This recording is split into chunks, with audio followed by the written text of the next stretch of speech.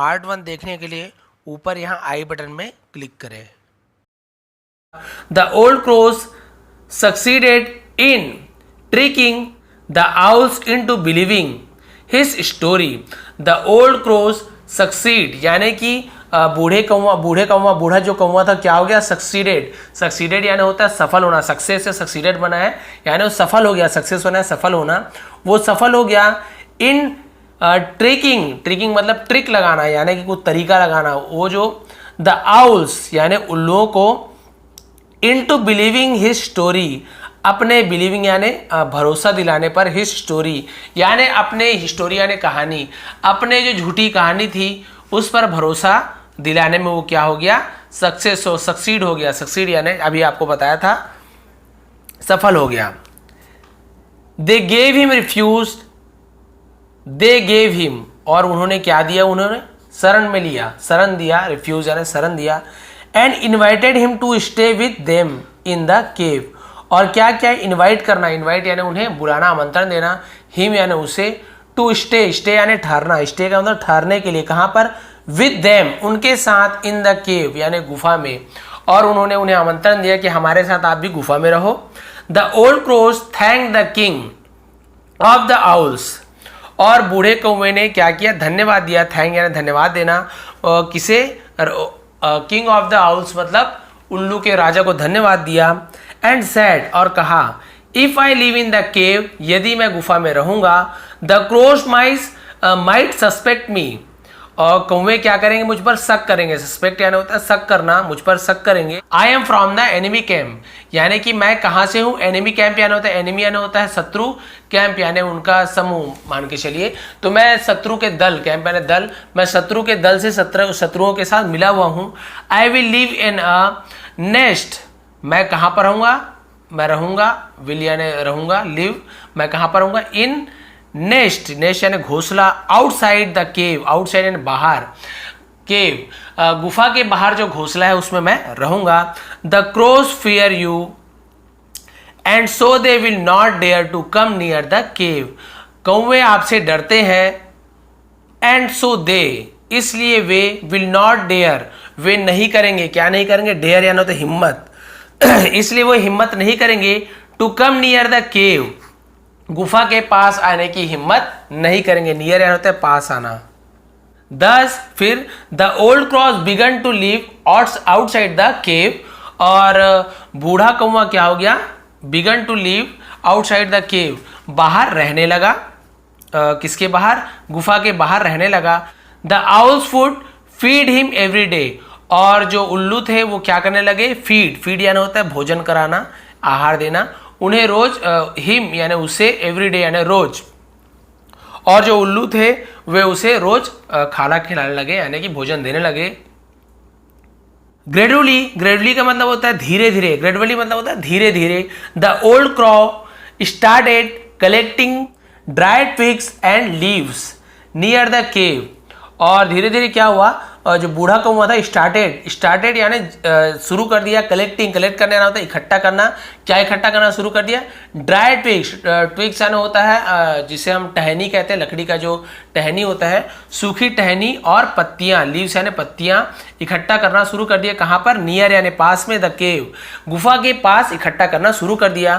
Poor crow बेचारे कौवे,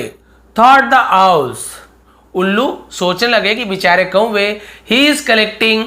वो क्या कर रहा है, इकट्ठा कर रहा है, twigs and the leave to build a nest for himself वो क्या बोल रहे हैं, बेचारा कौवा अपने लिए क्या कर रहा है,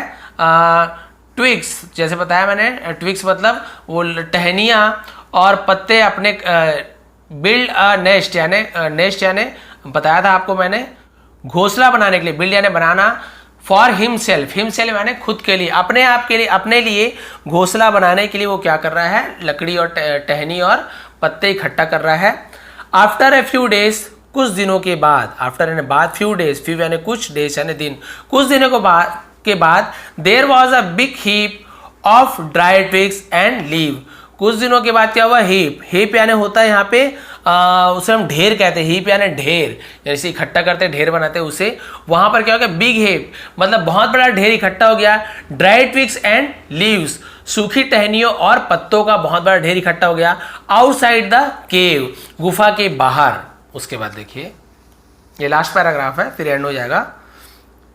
वन डे, एक दिन, the old crow notice that there was a fire nearby, और बूढ़े कौवे ने क्या देखा, नोटिस करना, यानी वहां पर क्या किया उसने नोटिस किया, उसने देखा वहां पर, दैट देयर की वहां पर, वॉज अ फायर नरबी, नरबी यानी होता है नियरबी, नियरबी का मतलब होता है पास में, फायर यानी आग, कि वहां पर एक पास में आग जल रहा है। Since it was day time, और उस समय क्या था, सुबह का समय था। The owls were in the केव, सभी उल्लू कहां पे थे, अपने केव में थे, गुफा में थे, वर यानी थे, क्योंकि पता है उल्लू हमेशा रात जैसे सभी को पता है उल्लू रात को देखता है, मतलब रात को शिकार करने आता, दिन में वो अपने गुफा में थे, डे टाइम यानी दिन का समय, अपने गुफा में थे। The owls can not see during the day, अब यहां पर बता रहा है उल्लू क्या नहीं कर सकते, कैन नॉट नहीं सकते, सी यानी देखना, ड्यूरिंग द डे दिन को, ड्यूरिंग यानी समय में, किस समय में, दिन के समय में उल्लू नहीं देख सकते। So this is a good opportunity, तो ये बहुत ही अच्छा क्या है, अपॉर्चुनिटी है। अपॉर्चुनिटी का मतलब होता है बहुत ही अच्छा मौका है, फॉर मी मेरे लिए। Said the old crow to himself, बूढ़े कौवे ने अपने आप से कहा, सेड यानी कहा, हिमसेल्फ यानी खुद से कहा, अपने आप से बहुत ही अच्छा मौका है। थिंकिंग दस, ऐसा सोचकर, द ओल्ड क्रो फ्ल्यू, और बूढ़ा कौवा फ्ल्यू यानी उड़ा, फ्लाई का फ्ल्यू हो गया पास्ट टेंस में, उड़ा, टू द बैनियन ट्री, कहां पर, कहां उड़ा, बरगद के पेड़ पर उड़ा। He bowed to the king of the crows and said, उसने कौवे के राजा को, बाउड यानी होता है नमस्कार करना, प्रणाम किया, और कहा, द टाइम हैज कम, समय आ गया है, फॉर अस हमारे लिए, to attack the owls, attack यानी हमला करने के लिए, हमला करने का समय आ गया है, द आउल्स यानी उल्लुओं पर, उल्लुओं पर हमला करने का समय आ चुका है। I have made a heap of dry twigs and leave, मैंने क्या किया है, आई हैव मेड मैंने बनाया है, एक ढेर, अ हीप यानी ढेर, किसका, ड्राई यानी सूखा, सूखी टहनी और पत्तों के, eight the mouth of the owls cave, mouth of the यानी मुंह, माउथ यानी मुंह, आउल्स केव यानी उल्लुओं के गुफा के मुंह में, यानी जो दरवाजे पर मैंने क्या किया, बहुत सारे ढेर बनाए हैं। आई सॉ अ फायर, मैंने वहां पर एक आग देखा है, एट सम डिस्टेंस यानी कुछ दूरी पर, फ्रॉम द केव, गुफा से कुछ दूरी पर मैंने वहां पर एक आग देखी है। वी विल गो देयर, हमें वहां जाना चाहिए, वी विल यानी हमें जाना चाहिए, गो देयर जाना चाहिए। पिक अप, गो देयर यानी वहां जाना चाहिए। Pick up some burning twigs, pick up यानी उठाना, सम बर्निंग ट्विग्स, कुछ टहनियों को, जलती हुई टहनियों को, एंड थ्रो और फेंको, them in the heap outside the cave, them यानी उन्हें, उन टहनियों को फेंको कहाँ, इन द हीप यानी हीप यानी बताता ढेर, किसके ढेर पे, ढेर पर, आउटसाइड द केव, जो ढेर गुफा के बाहर है उस पर उसे फेंक दो, जलती हुई टहनियों को फेंक दो। All the crows and once flew to the spot where there was a fire, और सभी कौवे कहाँ पे पहुंच गए, once flew to spot, spot यानी जगह, कहाँ उड़ते हुए कहाँ पे पहुंच गए, where the was a fire, जहां पर आग जल रही थी। The crows picked burning twigs in their beaks, the crows picked burning twigs, और कौवे ने क्या किया, पिक्ड यानी उठाया, बर्निंग ट्विग्स यानी जलती हुई टहनियों को, इन देयर बीक्स, तो बीक्स आपको पता है चोंच, इससे पहले एक स्टोरी बताया था, दो सिर वाला वहां चिड़िया आपने देखा, बीक का मतलब चोंच होता है, उनके चोंच से उन्होंने क्या उठाया, जलती हुई लकड़ी को। एंड थ्रू, थ्रो का पास्ट टेंस है थ्रू, थ्रू मतलब फेंका और फेंक दिया। देम यानी उन्हें, in the heap outside the केव, ढेर पर, किसके ढेर पर, आउटसाइड द केव यानी जो ढेर था गुफा के बाहर के ढेर जो था वहां पर फेंक दिया। सून यानी जल्दी ही, there was a big fire, वहां पर बहुत बड़ा आग, at the mouth of the cave, mouth of the cave मतलब गुफा के मुंह पर, गुफा के दरवाजे पर बहुत बड़ा वहां पे आग लग चुका था। बिसाइड यानी उसके बगल में, the wind was also blowing, हवा क्या हो रहा था, बहुत ज्यादा चल रहा था, ब्लोइंग यानी बहुत ज्यादा हवा चलना, in the direction of the केव, किस दिशा में चल रहा था, डायरेक्शन यानी दिशा में, ऑफ द केव, गुफा के दिशा में ही हवा भी चल रहा था। एंड सो द स्मोक यानी होता है धुआं, इसलिए जो धुआं था वेंट इनसाइड, वो भी धुआं भी क्या हो रहा था, इनसाइड यानी अंदर जा रहा था। द आउल्स बिगन टू, और उल्लू क्या हो गए, क्या होना शुरू हो गए, सफोकेट होना यानी दम घुटना, उनका दम घुटना शुरू हो गया। Do the thick smoke, thick यानी गाढ़ा, स्मोक यानी धुआं, यानी गहरे धुएं के कारण उन्हें क्या हो गया, उनका दम घुटना शुरू हो गया। As soon the flames also reach inside the cave, as soon, और बहुत ही जल्दी, फ्लेम यानी होता है लौ, आग की जो लपट होती है उसे फ्लेम कहते हैं। ऑल्सो वो भी रीच यानी पहुंच गया, इनसाइड द केव यानी गुफा के अंदर। The being broad daylight, और सुबह होने के कारण, ब्रॉड डे लाइट मतलब बहुत सुबह होने के कारण यानी तेज रोशनी के कारण, the owls could not see anything, और उल्लुए कुछ नहीं देख पा रहे थे। दे बिगन टू, वो क्या शुरू कर दिए थे, fly out to save themselves, और वे उड़ना शुरू कर दिए, आउट टू सेव देमसेल्फ, अपने आप को बाहर निकालने के लिए, from being suffocated to death, दम घुट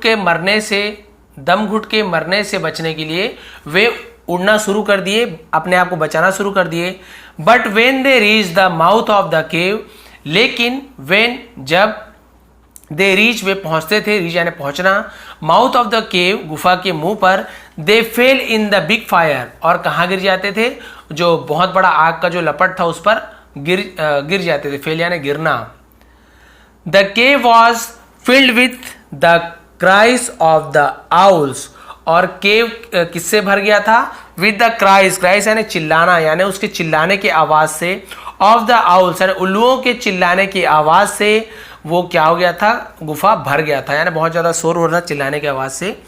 who were burn to death, जो वहां पर क्या होते, मर रहे थे, बर्न टू डेथ यानी जलकर मर रहे थे। The ones who were still inside were suffocated to death, और जो अंदर थे, हु वर, वंस यानी जो भी, वंस यानी जो एक वहां पे बचे हुए थे, स्टिल इनसाइड जो अंदर थे, वर सफोकेटेड टू डेथ, और उनके दम घुटने से क्या होगी, मृत्यु हो गई। द क्रोज हैड वन, कौवे जो थे वो जीत चुके थे। दे बिगन टू कॉ,